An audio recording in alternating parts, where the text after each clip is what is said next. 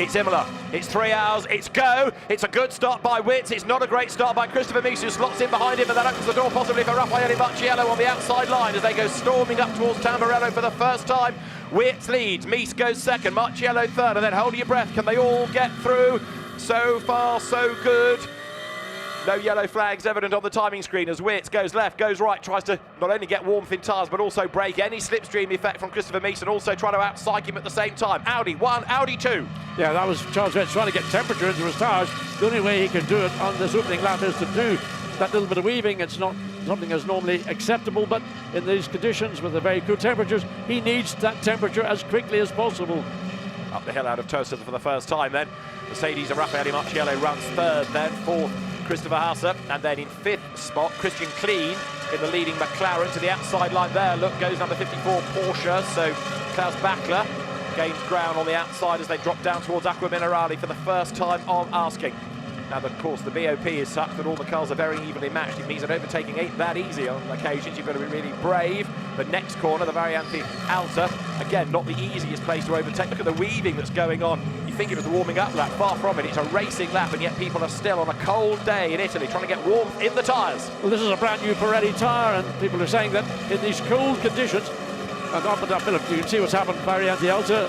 People have just been forced wide. That's normal in the opening lap, but nevertheless, a lot being looked on favourably once the field begins to settle down as they run down into Ravazza, and the race leader is already away out of the exit of Ravazza too.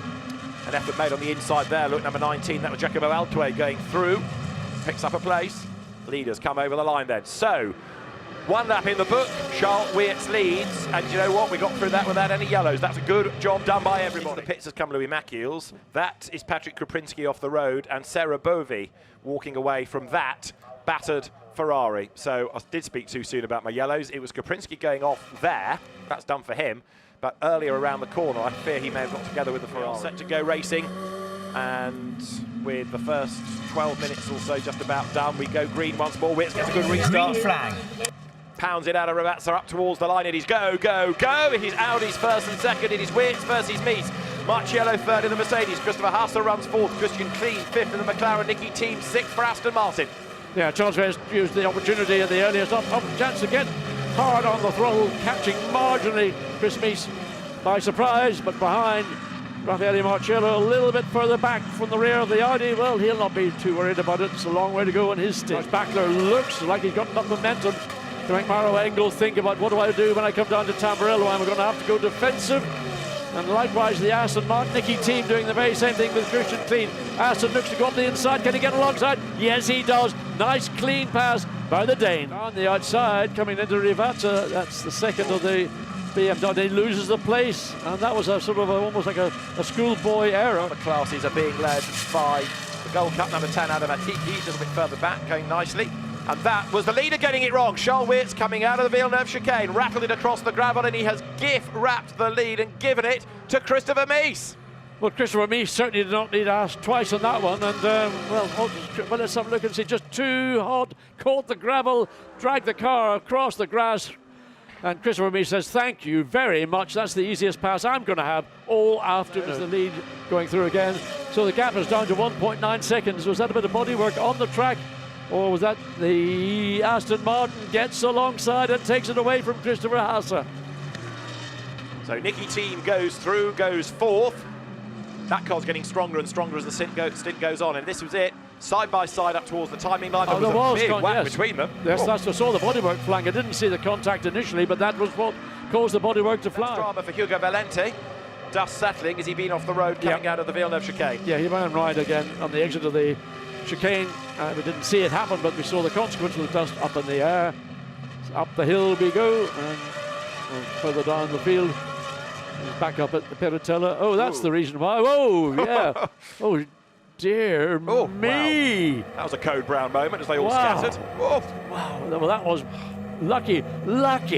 That's the understatement of the day. That's Rob Collard, and he's in the gravel. Did he get there with any assistance? Right down on the safety car. It will be in this time. Bear in mind, we're only a quarter of an hour or so away from that first round of pit stops, so we'll just get a pattern emerging after the restart when we need to think about the pits. So Raffaele Marciello is on his toes. He's almost on the toes of Charles Witz because he's sort of urging him on, saying, come on, I'm ready to go. Yeah, but watch the Aston Martin, the 95. Oh, he's gone. Christopher Mies has decided to go already, and that was even earlier than Mr. Charles Verts. He didn't wait. He waited until he got the exit of green flag. Too. Now watch the fourth car in line. That is Nicky Team.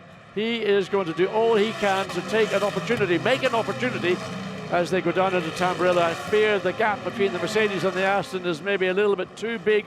But look, the Aston's moving one way. Raffaele Marcello in the Mercedes is not going to give him any opportunity whatsoever.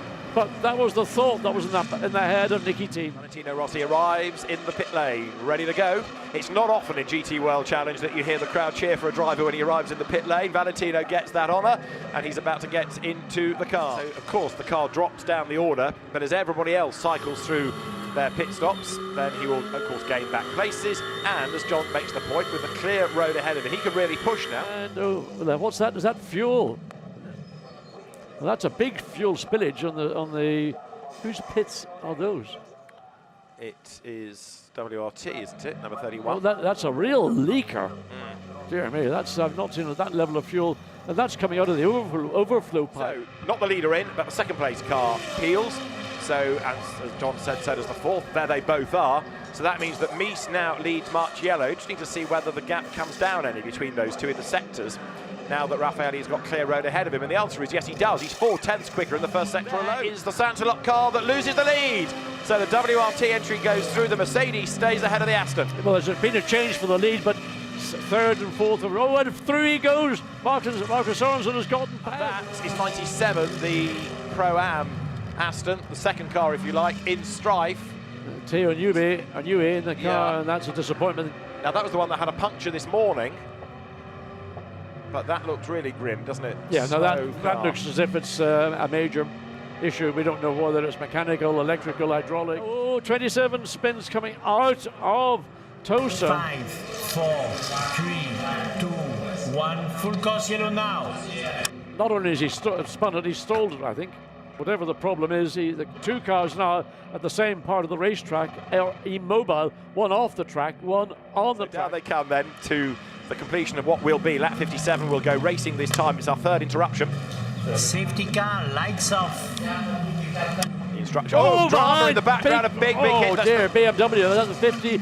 I think that's the. Wow. It's the Bentley. It's the Bentley. It's Mathieu de Robiano, and that's not going to be the end of the safety car process at all. That is a massive hit. Safety car lights on. We remain in safety car procedure. No kidding, Alan. I'll tell you what. I think it's more than a safety to clear the racetrack and the exit of Acqua Minerale. That's going to take some time. A, to remove the Bentley, but also the amount of bodywork that is right on the racetrack, on the racing line, offline, any part of the racetrack. And that looks like Jordan Witt. Now, he's been hit, no question about it, and that was the car that had stopped on the track. It is. Couldn't get going. I just wonder whether it was an electrical type gremlin, and if the car suddenly lost power, lost drive, there was nowhere for the Bentley to go. The Audi of Jean-Baptiste Simonard is in, but there's his car controller doesn't get a chance to come out. No. It's too close to the Audi coming in, so he was, if you like, blindsided, watching the car directly ahead of him and just simply missed his pit. Vanthor trying to get the tyres up to temperature. When does he go? Now, he's going to go now. No, he's not. He's been patient. He's backing him up. Backing him up. Is he going to go now? He ought to be thinking about, yes, he's going now. He's off. And a bit of a twitch as he applies the throttle, but here he comes then. So Dries Vanthor leads. He's got 52 minutes to change on the clock. We come steaming up over the line. This, if it wasn't a sprint race before, sure is now, because with everybody then released, this is why you need your fastest driver in case of a late race safety car. It's flat out to the checkered flag from here on in.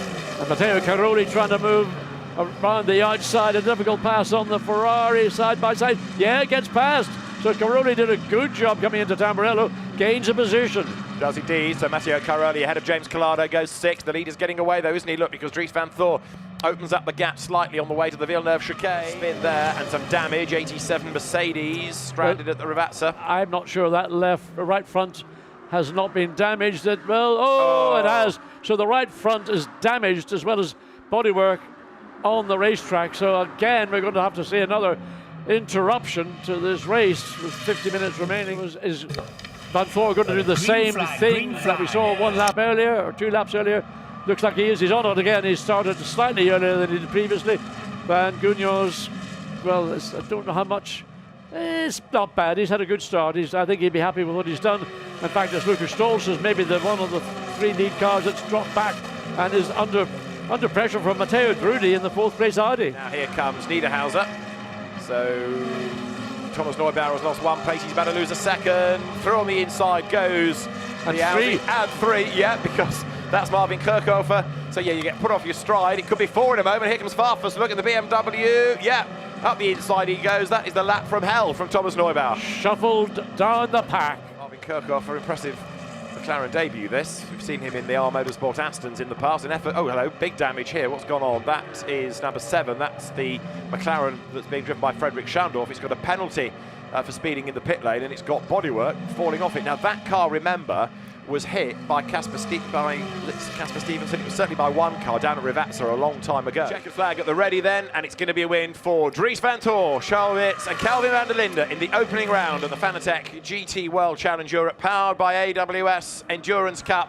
It's a win for Audi, and it is going to be 2nd for Mercedes as Jules Gounon storms across the line with Danny Juncadella and Raffaele Marchiello's help. It's Mercedes 3rd as well. We have the provisional result: Dries van Tor, Calvin van der Linde and Charles Weerts, the winners from Raffaele Marchiello, Danny Juncadella and Jules Gounon, and then taking 3rd, Maro Engel, Stage Gotthorst and Lucas Stolz. 4th to Christopher Halse, Mathieu Drudi and Luca Giotto, with Christian Klein, Vincent Abril and Dennis Lynn coming home 5th from Klaus Bachler, Coen Ledegaard and Matteo Caroli in 6th. 7th for Miguel Molina with Nicholas Nielsen and James Collado. Antonio Fuoco's Ferrari comes home 8th. 9th going the way of the Santalok Audi that did lead early on. Patrick Niederhauser, Lucas Legre and Christopher Mees, and Marvin Kirchhofer, Rob Bell and Ollie Wilkinson round out the top 10. What about the different classes? Well, in the Silver Cup, Thomas Neubauer brings number 30 home, shared with Benji Goethe and Jean-Baptiste Simonin as the class winner. The Gold Cup, won by 9-11, Robert Renard, Alfred Renard, his brother, and Ralph Bowen, the drivers there, and Pro-Am Dominic Baumann, victorious along with Ian Loggy. A win at Imola for Dries van Tor, Calvin van der Linde and Charles Weerts. The WRT Pro Cup drivers celebrate. I think it's a pretty good day indeed. They'll be delighted with that performance. A Silver Cup win for Thomas Neubauer, Jean-Baptiste Simonin and Benjamin Goethe. A Gold Cup win for Robert Renard, for Ralph Bowen and Alfred Renard.